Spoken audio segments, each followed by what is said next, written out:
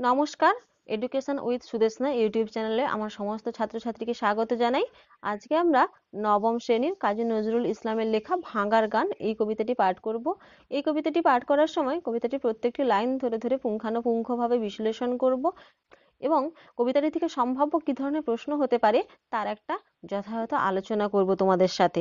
তাই তোমরা যারা এই ভিডিওটি এই মুহূর্তে দেখছো তাদেরকে বলবো তোমরা স্কিপ না করে প্রথম থেকে ভিডিওটি দেখতে থাকো এবং এখনো পর্যন্ত যারা চ্যানেলটিকে সাবস্ক্রাইব করোনি তারা প্লিজ চ্যানেলটিকে শেয়ার এবং সাবস্ক্রাইব করে দিও।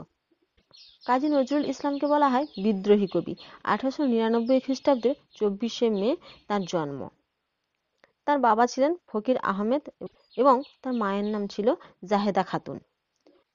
তিনি 1917 খ্রিস্টাব্দে সেনাবাহিনীতে যোগ দিয়েছিলেন।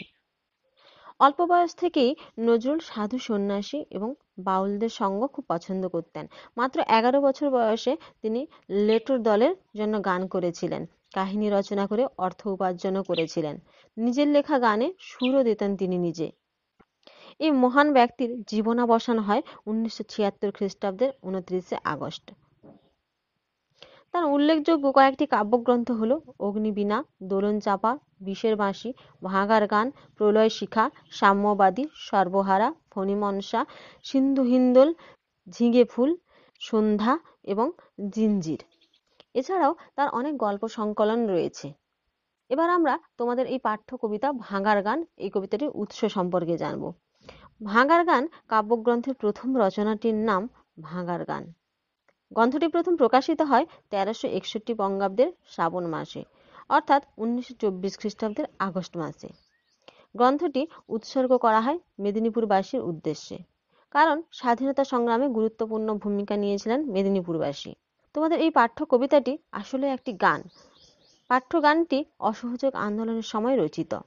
সুকুমার রঞ্জন দাসের অনুরোধে দেশবন্ধু চিত্তরঞ্জন দাস সম্পাদিত বাঙালির কথা নামক সাপ্তাহিক পত্রিকার জন্য কবি এই গানটি লেখেন। এটি 1922 খ্রিস্টাব্দের 20শে জানুয়ারি এই পত্রিকায় প্রকাশিত হয়। 1924 খ্রিস্টাব্দের 11ই নভেম্বর ইংরেজ সরকার ভাঙার গান কাব্যগ্রন্থটি বাজেয়াপ্ত করে নেন। এবার এই ভাঙার গান কবিতাটির সারসংক্ষেপ জানব। দেশকে স্বাধীন করার জন্য যারা পণ করেছিলেন তাদের কারাগারে বন্দি করা হয়েছে, ইংরেজ সরকার বন্দি করেছে তাদেরকে।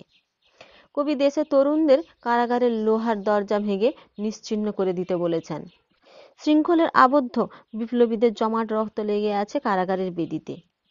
তরুণ দেশপ্রেমিকদের কবি শিবের সঙ্গে তুলনা করে ধ্বংসের ঘোষণাকারী সিঙ্গা বাজাতে বলেছেন। কারাগারের প্রাচীর ভেদ করে ধ্বংসের পতাকা উড়ুক, এটাই কবির ইচ্ছা। কেউ মালিক, কেউ রাজা নয়, আমরা সবাই সমান এবং স্বাধীন। এই মনোভাব নিয়ে গাজনের বাজনা বাজিয়ে স্বাধীনতা ঘোষণার ডাক দিয়েছেন কবি। সত্য হলো মুক্ত এবং স্বাধীন, তাকে কেউ শাস্তি দিতে পারে না।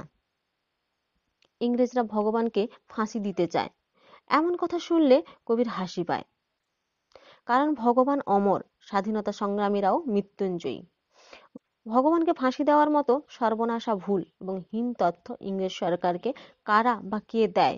কবি এই দেশের তরুণদের এই বলে উৎসাহ দিয়েছেন যে তারা যেন খ্যাপা ভোলানাথের মতো প্রলয় দোলা দিয়ে হ্যাঁচকা টানে কারাগারগুলো ভেঙে দেয়।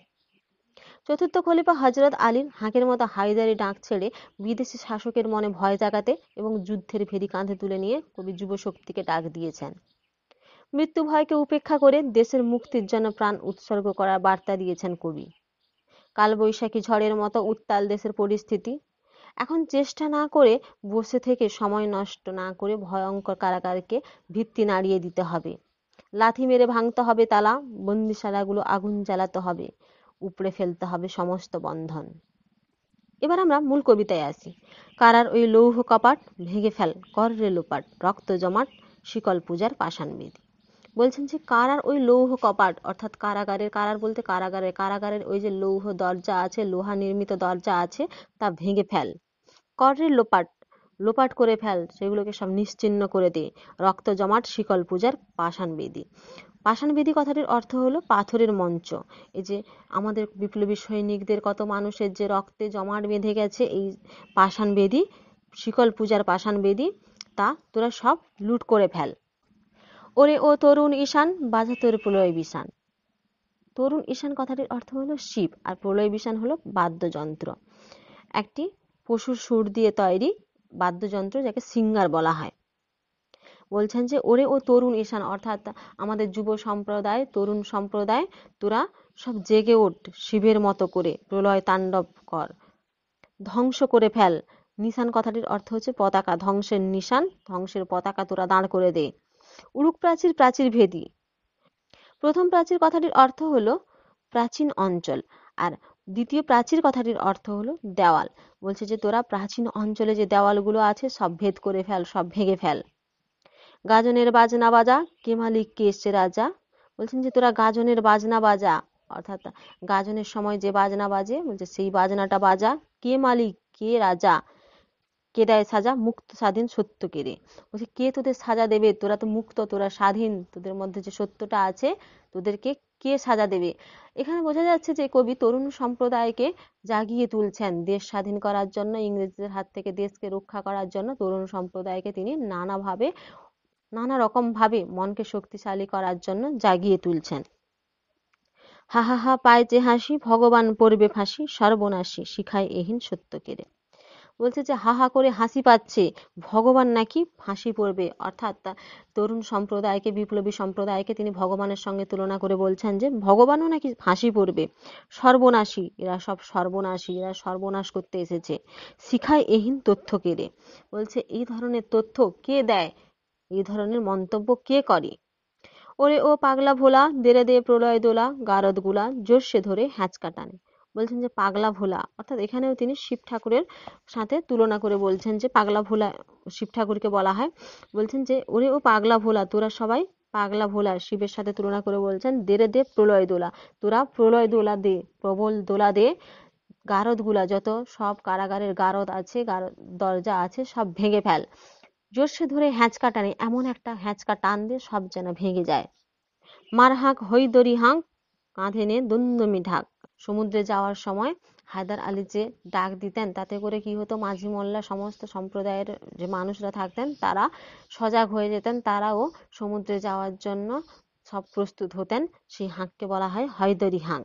বলছেন যে তিনি যেভাবে উচ্চস্বরে হাঁক দিতেন, তোরাও সেইভাবে হাঁক দে, যাতে আরো যারা আছে তরুণ সম্প্রদায়, আরো যারা আছে বিপ্লবীরা, সবাই যেন বেরিয়ে আসে, এই যুদ্ধে সামিল হয়। কাঁধে নে দুমদুমি ঢাক, দুমদুমি ঢাক হচ্ছে একটি বড় ঢাক বিশেষ। বলছে ওইটা তোরা কাঁধে নে। ডাক ওরে ডাক মৃত্যুকে ডাক জীবন পানে। বলছে তোরা মৃত্যুকে ডেকে নে, মৃত্যুকে বরণ করে নে, মৃত্যুকে ভয় পাস না। মৃত্যু যেন তোদের সামনে এইভাবে তোরা ভেবে এগিয়ে যা যুদ্ধে। নাচে ওই কালবৈশাখী, কাটালি কালবৈশাখী। বলছে নাচে ওই কালবৈশাখী, কালবৈশাখী যেমন তাণ্ডব করে তেমন ভাবে নাচছে তারা, এসে আমাদের সামনে, ইংরেজরা এসে আমাদের সামনে নাচছে। কাটাবি কালবৈশাখী, বলছেন তোরা কি কাল অর্থাৎ সময়, তোরা কি সময় কাটিয়ে দিবি বসে বসে। দেরে দেখি ভীম কারার ওই ভিত্তি নারী। বলছে ওরা যে ভীমের মতো যে কারাগার, অর্থাৎ শক্তিশালী কারাগার বানিয়েছে, সেই ভীমের মতো কারাগারগুলোকে সব তোরা ভিত্তি নাড়িয়ে দে। লাথিমার ভাঙরে তালা, যত সব বন্দিশালায় আগুন জ্বালা, আগুন জ্বালা ফেল উপাড়ি। তোরা লাথি মার, তালাগুলোকে সব ভেঙে ফেল, কারাগারগুলোকে সব ভেঙে ফেল, সব বন্দিশালাগুলোকে ভেঙে ফেল, আগুন জ্বালিয়ে দে। ফেল উপাড়ি, সব উপড়ে তছনছ করে দে। তরুণদেরকে, আমাদের সম্প্রদায়কে যারা ধরে রেখেছে তাদেরকে তোরা নিঃশেষ করে দে।